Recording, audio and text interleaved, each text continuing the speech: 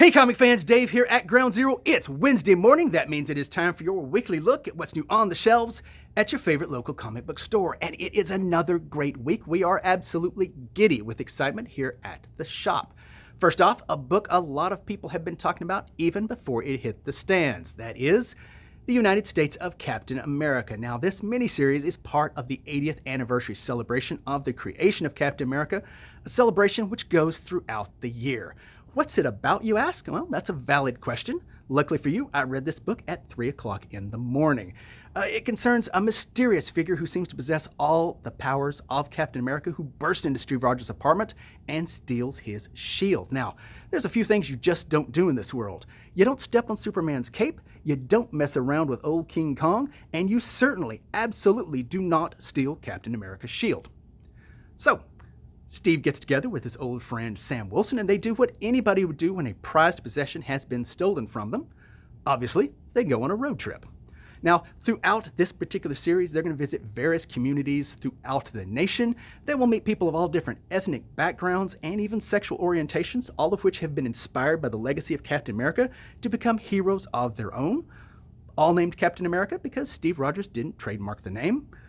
Luckily, Marvel did. So either way, why is this book so talked about right now? Well, obviously there is a group of fans who feel diversity has no place in comics, and they are terrified that Marvel is going to come to their homes and force them to read this book against their will. And let's face it, it's Marvel we're talking about, so that's kind of a valid concern, and they'll probably get their $4.99 when they are done as they go out the door. But for the rest of you who don't fear diversity in comics, this series is out, and we're going to go ahead and recommend it. After all, I read it at 3 o'clock in the morning, which probably accounts for our giddiness. Other things from Marvel? Well, not a whole lot, but we'll briefly mention that giant-sized Amazing Spider-Man is part of the Chameleon conspiracy. So if you want to know what the conspiracy is and how the Chameleon is involved, looky there. You can find it right here. The Hellfire Gala has actually done really, really well. Honestly, kind of surprised me because it's been selling out. I didn't order enough. New issue that is part of that is X Factor, and it's in this week. A book that not a lot of you are buying, but I really kind of like it because I am actually a fan of Kurt Busiek as a writer. He's writing a book called The Marvels. Pretty easy to remember since it's by Marvel Comics. Either way, the third issue of that is in this week. But far more importantly, Shang-Chi drops the big number 2 this week, and it's on Captain America. And so that squeal of delight that you hear is actually our friend Carl, who logs all the poop jokes we do here on this channel. DC has very little this week, a handful of titles. Batman Fortnite, I'm not even going to show you because, you know. Anyway, it's in, but a couple of other things that came out from DC this week. The Catwoman 2021 annual, it's actually here, and it's by Ram V, so it will be part of the Catwoman storyline that you're all enjoying. Also, probably more importantly and more expensively, the 80th anniversary celebration issue of Green Arrow. By now, we kind of know what to expect from these, a hefty price tag and a lot of short stories by a lot of top talent. It is what it is. They're actually a lot of fun. If you like the character at all, you definitely want to add this to your collection.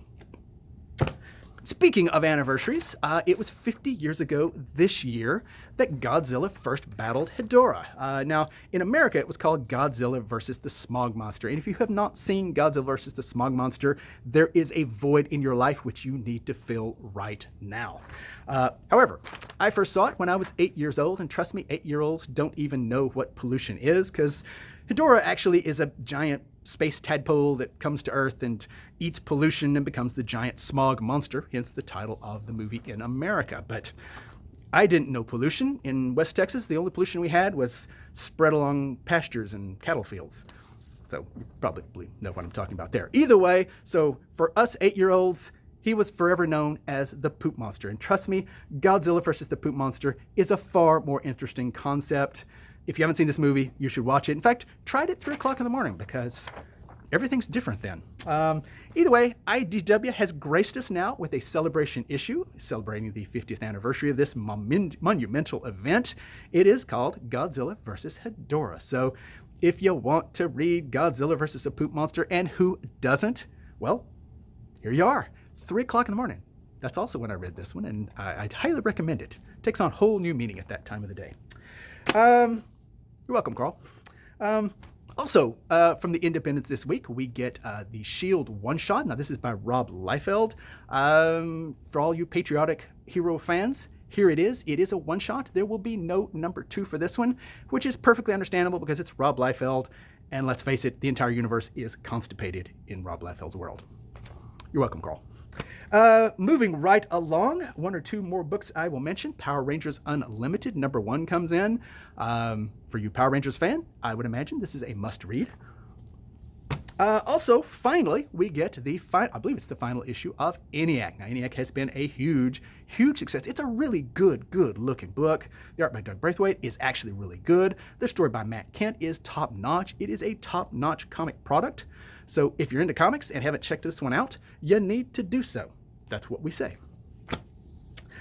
Brand new and actually quite interesting. I read this. It's kind of fun, but it is utterly tasteless and over-the-top violent. And I know how much you folks like over-the-top violence. Well, you get plenty of it in this book, Barbaric number 1 from Vault Comics. So it's here. It's, honestly, it's not bad if you like that kind of thing. It's kind of fun. One more indie book that I will mention. Spawn is red hot these days with the announcement of the expanded Spawn universe. A lot of that actually plays into this issue here. Several different covers. Spawn's actually starting to rock these days. So everything old becomes new again, and that includes Spawn. Okay, trades. Well, certainly a couple of trades that you should be excited about. First off, Under the Air by Tetsuko Osama, one of the absolute legendary founding fathers of Japanese manga. This is a collection of some of his early work. It's a variety of short stories, all concerning the duality of man. If you're a manga fan and you like comics history, this is a must-read. So say all. Also, something fairly new, Chibi Usagi. Now, Usagi Yojimbo has absolutely exploded in popularity, so it was inevitable that we would get a chibi version of it in a cool kind of graphic novel format. So, especially if you got younger readers, I'm sure older readers will love this, but they can share it with their younger fans. So, it's Usagi Yojimbo, and it's cute. Two more it looks like I've got. Family Tree. Now, if you're like me and you're watching Sweet Tooth, you're probably really interested in all things Jeff Lemire right now. Well, another thing he does is Family Tree, and the 3rd volume is actually here on the stands, brand new this week. So more Jeff Lemire, more money in his pocket, because frankly, he deserves it. He's a great writer and great creator, and Family Tree, it's here. Uno mas, one more book that I will talk about. I don't really need to say much about it, but we finally get a collected edition of King in Black. It was an absolute blockbuster bestseller when the floppies were coming out, but if there is anybody out there who didn't buy the floppies, and frankly, I don't know of anybody that didn't buy the floppies, but just in case you didn't, and you want to read this series and see what it's about, the trade is in this week. See how things work, You miss the floppies, the trade comes out, everybody gets to read this, and let's face it, it's Marvel, so they are insistent. Everybody has to read this book, or they will come to your house. Okay, one more thing I'll mention. It's Previews Week. I mention this every month because previews, and honestly, who knows what's going to be happening in the future of comics. The world is changing, folks. All sorts of behind-the-scenes distributor stuff. If you're really interested in that kind of stuff, I won't bore you with it here, but feel free to come in and talk to me about it. But the days of everything being under one catalog are pretty much ending. I'm not sure what that will do to things, but either way, enjoy it while it lasts. New issue previews is on the stands this week. Well, there you have it. What, three poop jokes, I think? So, some of you should be very happy. Either way, that's all. We got lots more books this week, but that's all I'm going to talk about. Because once again, I'm keeping it under 10 minutes. This is a streak of 3, everybody. The cookies will come forth. Either way, going to leave you as we always do. It's not about having what you want. It's about wanting what you have. Stay safe, everybody. We will see you shortly.